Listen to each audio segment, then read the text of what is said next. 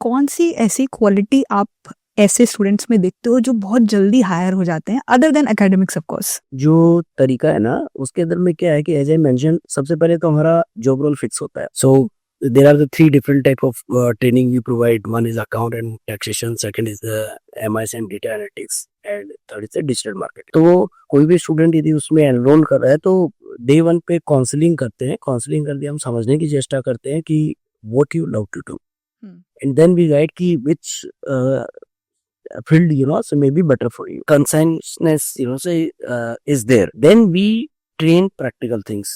ठीक है. We train practical things, the things which is latest, which is required by industry. It is not knowledge imparting or the dhyan or lecture. Everything a student has to do by himself. So when he himself is doing, आप दिखेगा कि कुछ चीजें ऐसी है जो आपने 10 साल पहले की थी वो आज भी आपको याद है, और कुछ चीजें जो 1 महीने पहले आपने की थी वो भी भूल गई. तो लर्निंग का एक कंसेप्ट है कि जो चीज आप देखते हो वो 2 या 3 दिन में भूल जाते हैं. मैं यदि आपको पूछूंगा कि 1 महीना पहले कौन सा पिक्चर देखा था और उसमें कौन सा सीन था, हार्डली. कुछ एक प्रॉब्लम आपकी लाइफ में आई और या कुछ ऐसा क्वेश्चन था जिसका सॉल्यूशन आपको नहीं मिल रहा था, एंड उसके लिए आपको थोड़ी माथापच्ची मेहनत करनी पड़ी. 2-3-4 किताब निकाल के वर्कआउट करके आपने, एंड वो आप देखेंगे तो आपको 10 साल बाद भी याद है. तो ये क्या होता है कि all the thing which is practical, and that if you are the learning in the practical way, and then the third part is connecting with the industry. So if you are connected with the industry, job is not an issue. मैं तो हमेशा बोलता हूँ कि मान लीजिए मैं आपके यहाँ पे काम कर रहा हूँ, आप मेरे मैनेजर हैं, तो एक भूत है जो इस कमरे में भी बैठा है आप और मेरे अलावा. अच्छा. इसको बोलते हैं टेंशन या भय. यदि मेरे में स्किल है और मैं प्रोडक्टिव हूँ तो ये भूत बैठेगा मेरे मैनेजर के सर पे, ये बंदा छोड़ के नहीं चला जाए. और यदि मेरे को काम नहीं आता है तो भूत बैठेगा मेरे सर पे, बॉस कभी भी नहीं कर सकता. तो मेरे को जो लगता है ना कि टेक्निकल स्किल के अलावा जो आप बात कर रहे हैं ना, वो होती है interpersonal skill, soft skill, team work, positive attitude. आज भी मैं देखता हूँ, मैं I might have taken more than 10,000 interview, and मैं हमेशा एक चीज देखता हूँ, attitude.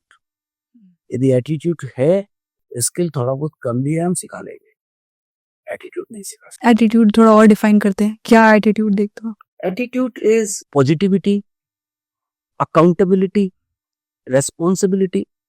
So if somebody has taken the work with the accountability ki, say let's talk, somebody is an accountant and उसका TDS फाइल जमा होना है 7 तारीख को, और एक कंपनी है इसमें 2 करोड़ रुपए TDS का जमा देना है.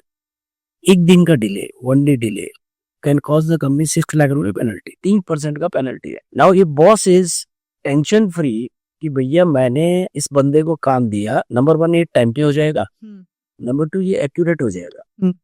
Okay, so that means you have won the trust of your boss. Believe me, your salary will be 50 to 100% extra than your colleague who is not having this trust, and the boss is not having the confidence on you कि भाई इसको दिया तो ये पता नहीं क्या, एक बार दोबारा चेक करूंगा, पहले टाइम पे करेगा नहीं करेगा, 3 दिन पहले 2 बार फॉलो करना पड़ेगा. So then that is different. So whatever you do, if you are yourself feeling accountable and responsible, that's the quality, and that requires every sphere of life, whether you are working in any field, so you are in service or in production or HR, anything. Reliable बनना पड़ेगा. Yes, reliability come from these things, accountability and responsibility. Very well defined. And that again, say you need to do consistently. It's not कि जनवरी में मैंने ठीक file किया था, ये variable mistake हो गया, मैंने 11 तो टाइम पे फाइल किए थे, 1 महीना मिस्टेक हो गया तो क्या हो गया. अरे भाई ऐसे नहीं होता है. मैंने every time a doctor is operating, he has done 99 operation successfully. अब एक में गलती हो गया तो गलती is not acceptable there, because जो पेशेंट है उसका लाइफ तो ही इज नॉट नंबर, उसका life is itself is 100. So you can't say that say 99 मैंने ठीक किया, एक भी मिस्टेक हो गया, क्या हुआ. So like that, if responsibility is there and if you can want the trust, and this is required everywhere in every relationship. This is not just worker, it is in vendor, it is in supplier, it is in partners, even in